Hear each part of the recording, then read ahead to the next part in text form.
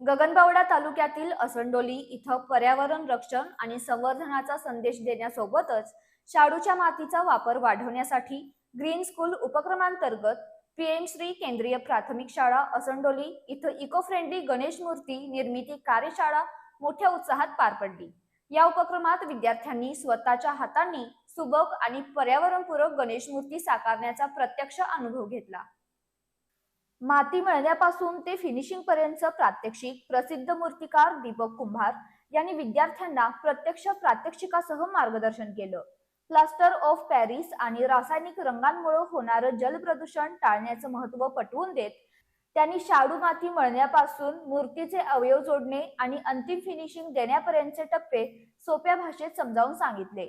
शाळेचे मुख्याध्यापक भैरवनाथ शिंदे यांनी ग्रीन स्कूल प्रकल्पाची उद्दिष्टे सांगताना विद्यार्थ्यांना केवळ पुस्तकी ज्ञान न देता प्रत्यक्ष कृतीतून पर्यावरण संवर्धनाचे धडे देणे काळाची गरज असल्याचं स्पष्ट केलं। तसंच शाळा व्यवस्थापन समितीचे अध्यक्ष सरदार पाटील यांनी विद्यार्थ्यांच्या कलागुणांचं आणि कल्पकतेचं भरभरून कौतुक केलं। कार्यशाळेच्या शेवटी विद्यार्थ्यांनी बनवलेल्या मूर्तींचं प्रदर्शन भरवण्यात आलं। मार्गदर्शक दीपक कुंभार यांच्यातर्फे सर्व सहभागी विद्यार्थ्यांना मसाले दुधाचं वाटप करण्यात आलं।